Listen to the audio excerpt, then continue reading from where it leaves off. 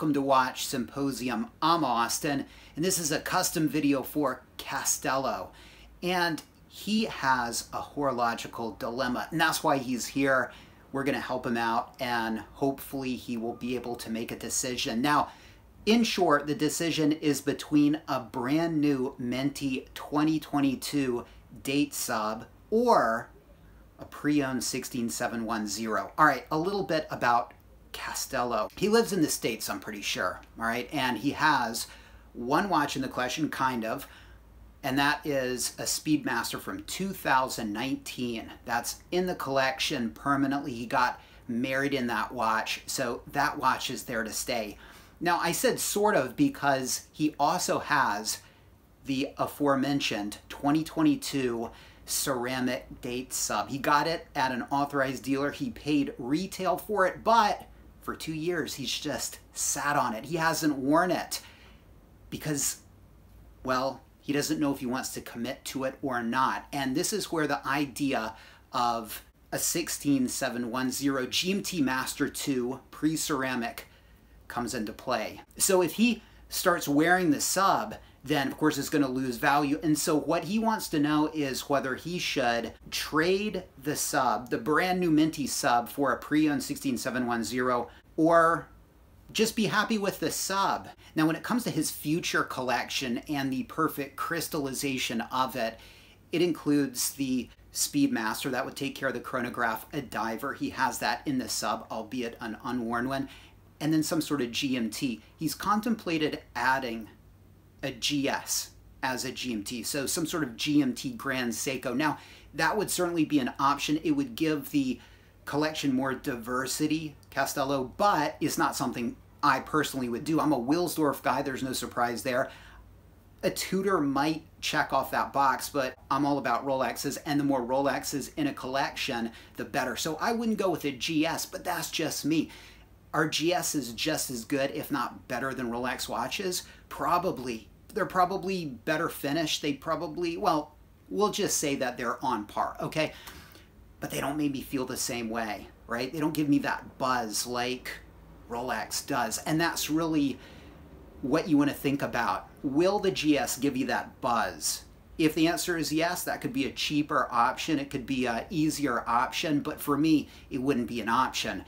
But it's all about how a watch makes you feel. And speaking of, that's really what you should focus on if you're trying to choose between the sub that you have and a 16710. How is it going to make you feel? Forget about investment or which one technically is more valuable. That's just noise. You're going to have to live with this watch. And so you want to make sure that this is going to be the choice that makes you the happiest. Now, of course, the ideal collection would be his Speedmaster, his ceramic date sub, and the pre-ceramic 16710.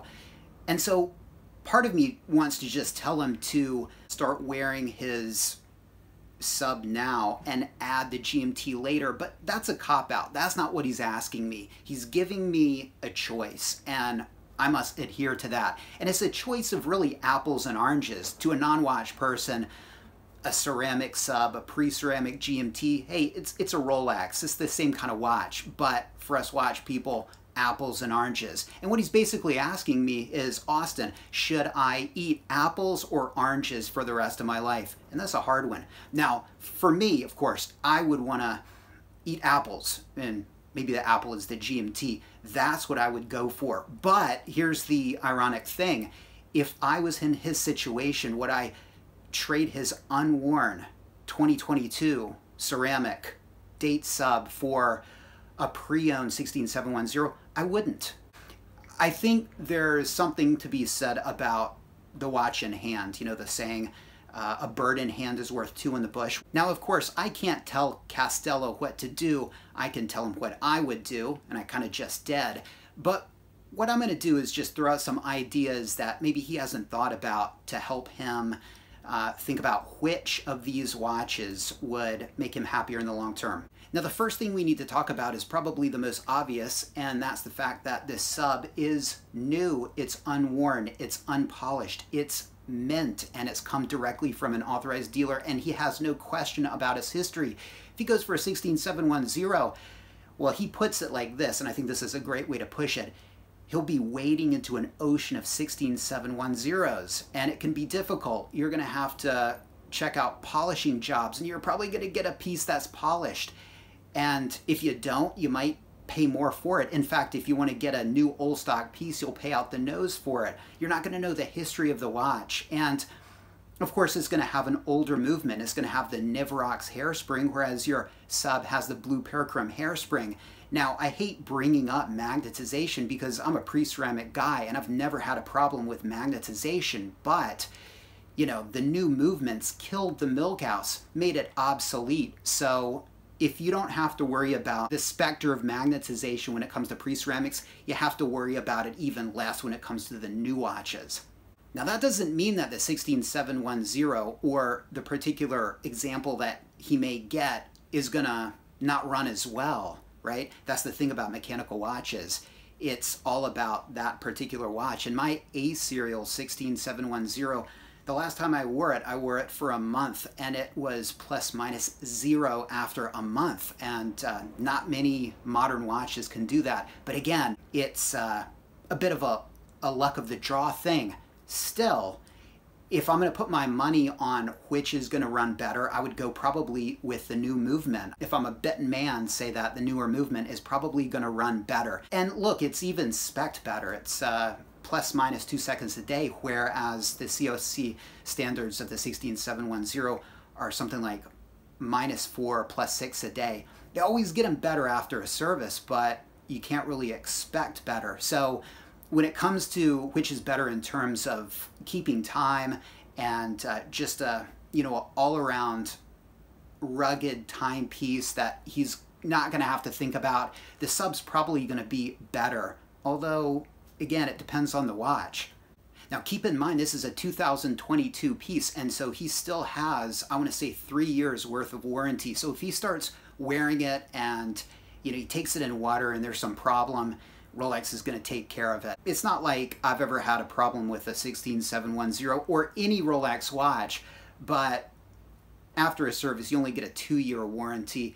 I push it. I take them in water long after that, but if there's water breach, if it ever does happen, that's on me. And so you've got some nice warranty that you can enjoy with your sub. Now, speaking of the newness, I mean, that can be a real benefit when it comes to the movement, but when it comes to the aesthetics of the watch, well, in some subcultures, horological subcultures, newer is better. Here in Japan, if you go for the very same model, but it's just a couple of years older, it'll be thousands cheaper because newer is better. And mintier looking, the better here in Japan. But for me, I like that pre-ceramic aesthetic. I mean, I think that looks classy. I think that looks much cooler than the modern pieces. And when I see a guy with a pre-ceramic sub or a 16710 on their wrist, I think it looks so much cooler than the modern pieces. But again, that's personal preference. And so, Castello, I would ask yourself, which would you rather wear? You know, age might be a factor here, and I'm not sure how old Castello is. I know he got his Speedmaster in 2019, and he was married in it. Is this his first marriage, second marriage, fifth marriage? I'm not sure. I'm assuming it's his first, and he's relatively young, probably late 20s, mid 30s. That's just my guess. And if that's the case, perhaps that ceramic sub is going to look a little bit better. For me, I'm 47 years old, so I think the 16710s look really cool. I mean, it looks like I've had it for years, right? Decades. Looks like I got it when it came out, and it sort of fits me. Whereas, you know, if you're a 20-year-old guy, 16710, I mean, it's going to be pretty obvious that you bought that watch pre-owned. Now, assuming he goes for a 16710, he wants one with a holes case, the latest possible with a holes case, which would be an early Y serial. And I absolutely love the drilled lug professional watches. I love the aesthetic, and I love the fact that you can always know that your bracelet is seated correctly, and changing out straps is super easy. And so I love that sweet spot where you get the solid and link bracelet, Swiss-made dial, and holes case. And that would be a late A serial, a P serial, a K serial, or an early Y serial. Now, Castello, as you imagine life with this watch, you got to think about what happens when things get a little bit boring, right? Now, of course, the grass is always green on the other side, so you're probably looking at the 16710 and it looks so good, and you've got this unworn sub that you've been staring at for 2 years, and it probably doesn't turn you on as much as these pictures you're looking at of the 16710. But keep in mind, after you get this watch, after the honeymoon period is over, you might look down at it and say, man, I've got an old watch, and I had a new watch, and I sold that new minty watch for this old watch. But is it just an old watch? Well, you can do a lot with it, and here's what I'm talking about. Now, he wants one with, as I mentioned, a holes casing. He probably wants that so he can switch out the bracelet and put it on a NATO strap. And that's one of the beautiful things about a 16710 is that it's got many different looks and aesthetics. And look, you can take off the bracelet of the ceramic sub and you can put it on a NATO, but it doesn't really look as good. The pre-ceramics look much better on NATOs, if you're asking me.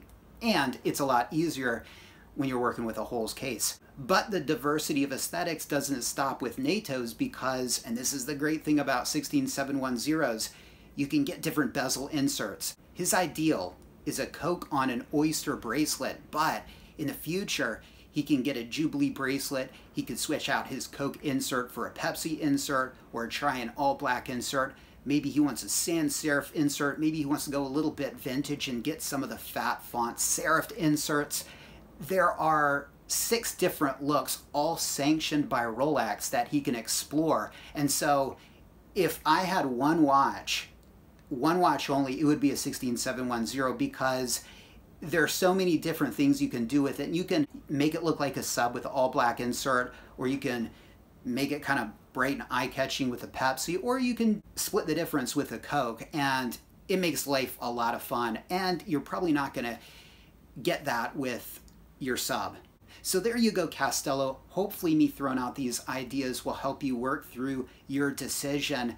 You know, I can't tell you what to do, and you know that. It's really all about which watch is going to make you happier. And ideally, you want both in the collection. That would be a perfect collection. The Speedmaster, the ceramic sub, and the pre-ceramic GMT Master 2. That's perfect. And in that sense, I might hold on to the sub and I might start wearing it. In fact, I think you should start wearing it. All right, I think you need to commit to it. The longer you hold on to it, the harder it is to get out of that box and put it on. But you need to do it, I think. All right, wear that watch and enjoy that watch. And you don't have to commit to the idea of a 16710 now, but just look at what's out there. And you're in a good place, because if this was prior to May 2022, I'd say you need to make a decision soon, because prices are going up, right? But they're not. They're actually going down. So it benefits you to wait, and it actually might be cheaper to get a 16710 in the future.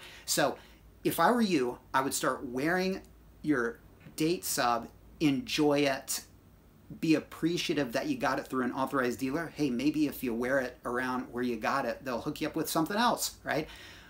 But it's a great watch, and it's the height of Rolex technology, and you have it, and you're very lucky to have it, and I think you should enjoy it.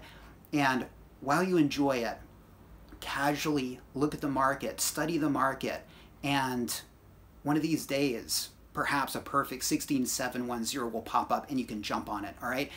But I don't think I would sell this watch or trade this watch for an older watch unless you're a GMT nut like me, because I think you'll probably regret it, all right?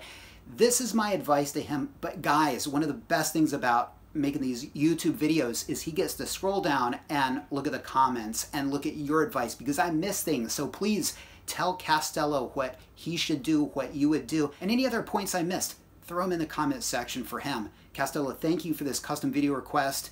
Take care. Thanks for watching, guys, and I'll see you next time.